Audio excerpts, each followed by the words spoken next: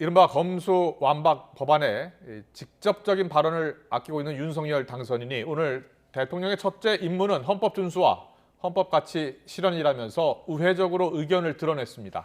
여기에 장제원 당선인 비서실장은 문재인 대통령이 거부권을 행사할 거란 말로 청와대도 동시에 압박하고 나섰습니다.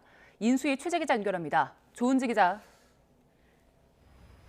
네, 서울 삼청동 인수위원회 앞입니다. 윤석열 당선인은 오늘도 민생 행보를 이어간 것 같은데요. 어디서 그 같은 발언을 한 겁니까?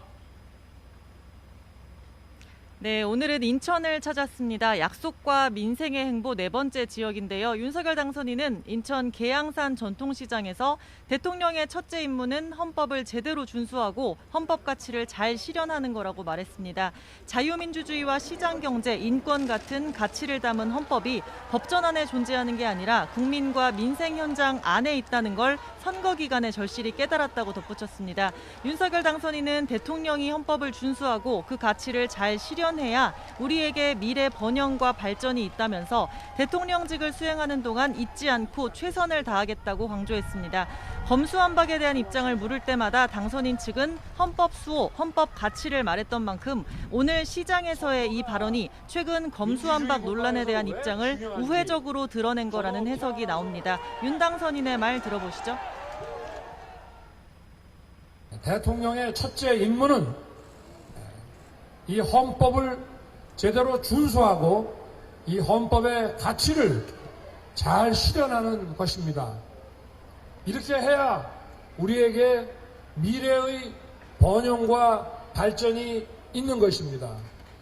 제가 선거운동 과정에서 여러분들 뵙고 느끼고 배운 것을 대통령직을 수행하는 동안 잊지 않고 최선을 다해서 실현하도록 하겠습니다. 네, 윤석열 당선인은 어제 원내대표와 통이동 인수위 사무실에서 30분 독대해 검수완박 중재안을 원점에서 재검토하라고 강력하게 주문한 것으로 전해졌습니다.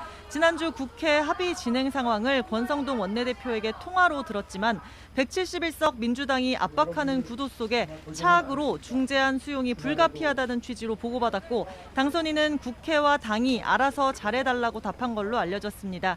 오늘 아침 브리핑에서 배현진 대변인도 당선인이 상황은 청취하고 있었다고 확인했지만 삼권 분립 원칙을 의식한 듯 개입하거나 주문하지는 않았다고 강조했습니다. 들어보시죠.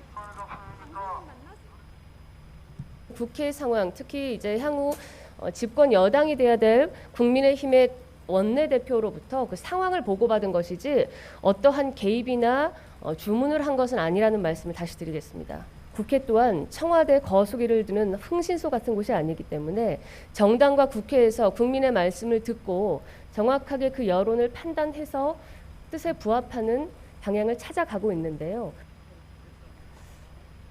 네, 투트랙 전술이라고 해야 할지 윤석열 당선인 측에서는 검수완박과 관련해서 문재인 대통령도 겨냥을 했죠. 네, 국회에서 이처럼 속도전을 벌이는 게 문재인 대통령이 주재하는 마지막 국무회의 다음 달 3일 공포를 위해서입니다. 그런데 장제원 당선인 비서실장이 문재인 대통령이 거부권을 행사할 것으로 본다라는 말로 청와대 압박에 나섰습니다.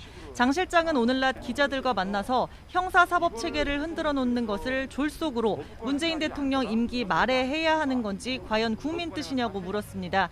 장 실장은 검찰을 무력화시키고 수사권을 빼앗아 버리는 건 방송이 마음에 안 든다고 방송을 통폐합하는 것과 무엇이 다르냐고 비판했습니다. 뭐가 다릅니까? 저는 검찰 마음에 안 든다고 검찰의 수사권을 다 뺏어버리겠다? 그럼 방송 마음에 안 들다고 방송 통폐합하는 거 뭐가 다릅니까? 거부권 행사 하실 거라고 봅니다.